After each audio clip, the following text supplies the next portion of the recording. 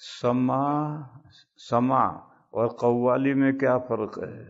کیا سما کرنا چاہیے؟ دیکھو، میں نے پہلے بتلایا تھا کہ دیوبندی تصوف حضرت نانوتوی حضرت گنگوہی قدسہ سرہ سے چلا ہے۔ اس سے پہلے جو قرون متوسطہ کا تصوف تھا، اس میں عجمی تصوف کے، غیر مسلموں کے تصوف کی بہت سی باتیں گھس آئی تھی۔ تو گانا بجانا اور کودنا ناچنا یہ اسلامی تصوف میں نہیں ہے، قرآن و حدیث اور قرون ثلاثہ میں نہیں ہے، یہ درمیان میں آ گیا تھا تصوف میں۔ دیوبندی تصوف میں یہ ہے ہی نہیں، لہذا پوچھنے سے فائدہ کیا ہے؟ یہ تو بریلوی والے گاتے ہیں، ناچتے ہیں، کودتے ہیں۔ وہ جاہلیت والا جو قرون متوسطہ کا تصوف تھا، مڈل سینچری کا جو تصوف تھا، وہ بریلویوں کے یہاں ہے۔ دیوبندی تصوف میں نہ سما ہے نہ قوالی۔ اللہ کا ذکر کرو اکیلے، سب مل کر بھی نہیں، اکیلے اکیلے اللہ کا ذکر کرو، اور تھوڑا سا جہر کوئی حرج نہیں۔ چلانا یہ بھی منع ہے، جہر میں چلانا نہیں ہے، ہلکے سے جہر سے اکیلے اکیلے ذکر کرو۔ دیوبندی تصوف میں صرف اتنا۔ اسی طرح سے سمجھو، میں نے پہلے بتلایا تھا کہ تصور شیخ، اللہ کا ذکر کرتے ہوئے اپنے پیر کا تصور دیوبندی تصوف میں نہیں ہے۔ یہ پیر کو خدا بنا دیتا ہے، اور بریلویوں کے یہاں باقاعدہ جو پیر ہیں وہ خدا بنے ہوئے ہیں، سجدہ کرواتے ہیں۔ دیوبندی تصوف میں یہ نہیں ہے۔ اسی طرح سے قرون متوسطہ کے تصوف میں ایک وحدت الوجود کا مسئلہ آیا تھا کہ اللہ کا وجود اور ساری کائنات کا وجود ایک ہے، اور اسی پر منصور حلاج نے نعرہ لگایا تھا، انا الحق، میں خدا ہوں۔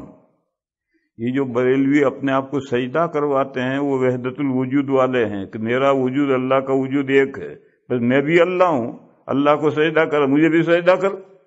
دیوبندی تصوف میں نہ وحدت الوجود ہے نہ وحدت الشہود ہے، یہ مسئلہ دیوبندی تصوف میں ہے ہی نہیں۔ دیوبندی تصوف قرآن، حدیث، صحابہ، تابعین اور تبع تابعین، بس یہاں تک کا جو تصوف تھا وہی دیوبندی تصوف ہے۔ درمیان کی سینچری میں جو عجمی تصوف میں سے باتیں در آئیں، گھس آئیں، دیوبند حضرت گنگوہی نے وہ سب کو نکال دیا ہے۔ دیوبندی تصوف میں یہ سب چیزیں نہیں ہیں۔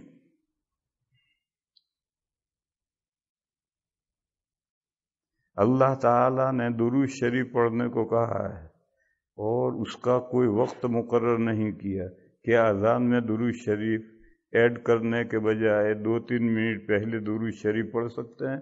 دیکھو بھائی، قرآن شریف میں درود شریف پڑھنے کا حکم ہے، صلاۃ کا بھی اور سلام کا بھی۔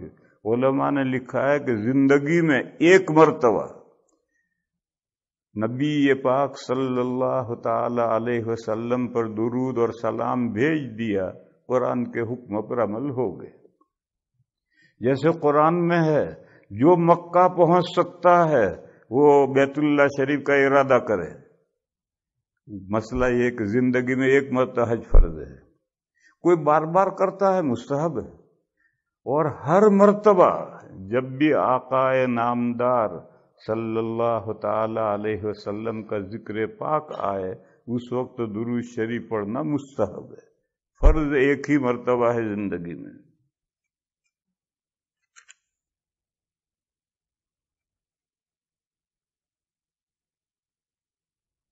حضور صلی اللہ علیہ وسلم نے سارا سال رات میں عبادت کی۔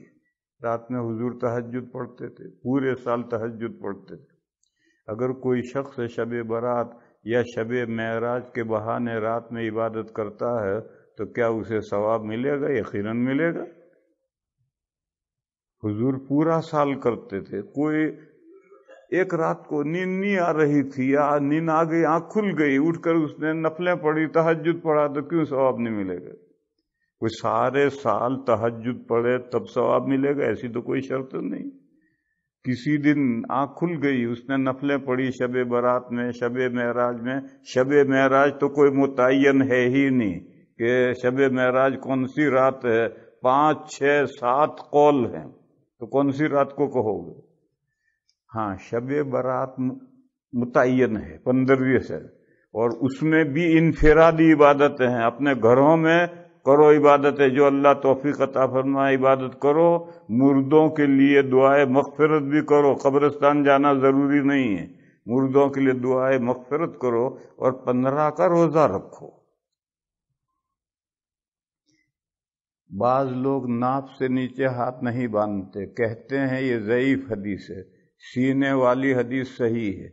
کیا ضعیف حدیث پر عمل کرنے سے ثواب ملتا ہے؟ دیکھو، کوئی حدیث صحیح ہے ہی نہیں، نہ سینے والی صحیح ہے، نہ ناف کے نیچے والی صحیح ہے، ہر حدیث میں کچھ نہ کچھ کلام ہے۔ اب فقہا نے با ادب کھڑا ہونے کی کیا صورت اچھی ہے؟ حنفیہ کہتے ہیں کہ ناپ کے نیچے ہاتھ باندھو۔ ناپ کے نیچے کا مطلب یہ کہ اوپر سے اگر تم سوئی بڑھاؤ تو ناپ میں جائے، یہاں باندھو۔ یہ نہیں کہ ناپ سے نیچے کھنٹی تک لٹکا دیے ہاتھ، یہ نہیں، ناپ سے نیچے کا یہ مطلب ہے۔ حضرت امام شافعی علیہ الرحمہ کا قول ہے سینے کے نیچے اور ناف کے اوپر ایسی جگہ ہاتھ باندھو کہ پسلیاں ختم ہوئی ہیں، اور ادھر نیچے سے ڈالو تو ناپ میں جائے، اوپر سے پسلی اوپر ہو جائے۔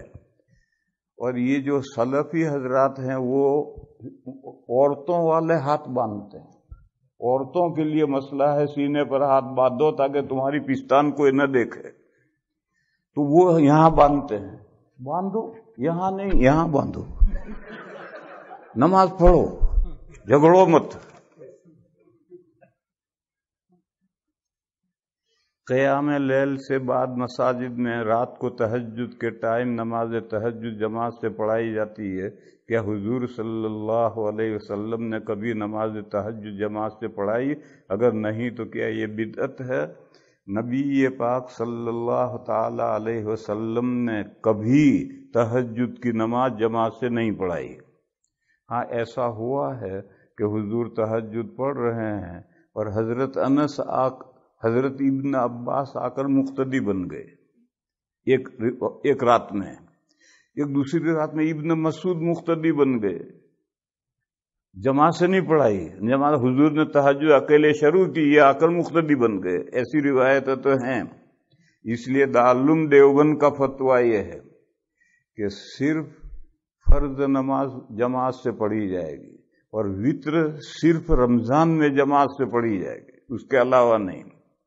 اور اس کے علاوہ اگر آپ نفل پڑھنا ہے تو ایک مقتدی 2 مقتدی تک جماعت سے کوئی بھی نفل آپ پڑھ سکتے ہیں، لیکن 3 مقتدی یا زیادہ ہو گئے اب مکروہ ہے، چاہے رمضان میں پڑھو چاہے غیر رمضان میں پڑھو۔ اور یہ جو قیام لیل پڑھتے ہیں یہ مکہ مکرمہ سے لائے ہیں، اس مسئلے کو سمجھو۔ نبی پاک صلی اللہ علیہ وسلم نے زندگی کے آخر میں ایک رمضان میں 2 راتیں یا 3 راتیں جماعت سے نماز پڑھائی، پھر بند کر دی، اس اندیشے سے کہ یہ نماز فرض ہو جائے گی تو امت اس کو نبھا نہیں سکے گی۔ یہ نماز سنن بیہقی میں حضرت ابن عباس کی روایت ہے کہ حضور نے 20 رکعتیں پڑھائی تھی، اور ایک دوسری روایت بھی سنن بیہقی میں ہے کہ حضور رمضان میں سونے سے پہلے تنہا 20 نفلیں پڑھتے تھے۔ یہ دونوں حدیثیں ضعیف ہیں، مگر ضعیف حدیثیں صحیح حدیثوں کی کتابوں میں ہیں۔ البانی نے آ کر کے سب کتابوں میں سے ضعیف نکال کر موضوع کے ساتھ کر دیا۔ یہ اس نے اتنی بڑی حماقت کی ہے کہ 1400 سال میں کسی نے یہ حماقت نہیں کی۔ 1400 سال سے ساری امت ضعیف حدیثوں کو صحیح حدیثوں کے ساتھ ایک ہی کتاب میں لکھتی رہی، کیونکہ اگر مسئلے میں صحیح اور ضعیف حدیث ہے تو صحیح لیں گے، ضعیف کو نہیں لیں گے۔ لیکن اگر کوئی صحیح حدیث ہے ہی نہیں تو ضعیف حدیث چاروں ائمہ کے نزدیک لی جاتی ہے۔ بس یہ حدیث کہتے کہ ضعیف ہے، تو جب یہ سلفی کہیں گے ضعیف ہے، یعنی ان کا جو البانی ہے اس نے یہ حدیثیں موضوعات کے ساتھ لگائی ہیں، یعنی موضوع ہے، یہ تو اس کی حماقت ہے۔ 1400 سال سے امت پوری ان حدیثوں کو صحیح حدیثوں کے ساتھ حدیث کی کتابوں میں لکھتی آئی ہے، لہذا جب صحیح نہ ہو تو ضعیف حدیث پر بھی چاروں ائمہ عمل کرتے ہیں۔ بس حضور نے تو فرض ہونے کے اندیشے سے بند کی۔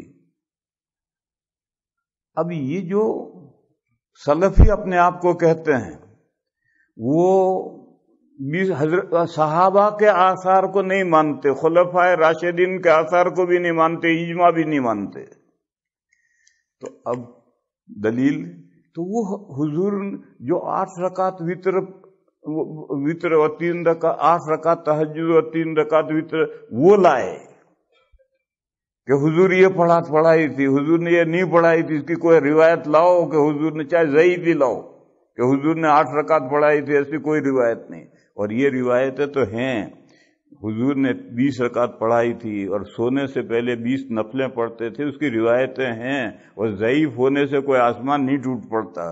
ضعیف سند ہوتی ہے، اس میں راوی کمزور ہوتا ہے تو سند ضعیف ہوتی ہے، متن ضعیف نہیں ہوتا ہے۔ اب سعودیہ میں پورا غلبہ ان سلفیوں کا ہے، تو وہاں کے اماموں نے قیام اللیل کے نام سے 8 رکعتیں پڑھانی شروع کی، تاکہ خدا بھی راضی رہے، رام بھی راضی رہے۔ یوں یہ قیام اللیل چل پڑی ہے۔ باقی قیام اللیل کا تو کوئی ثبوت ہی نہیں ہے جماعت سے پڑھنے کا، اور دارالعلوم دیوبند کا فتویٰ یہ ہے کہ 2 مقتدی تک جائز ہے، 3 یا زیادہ مقتدی ہو جائیں تو کوئی نفل ہے، تہجد ہو، اوابین ہو، دن کے چاشت ہو، اشراق ہو، سب مکروہ ہیں۔ دارالعلوم دیوبند کا یہ فتویٰ ہے۔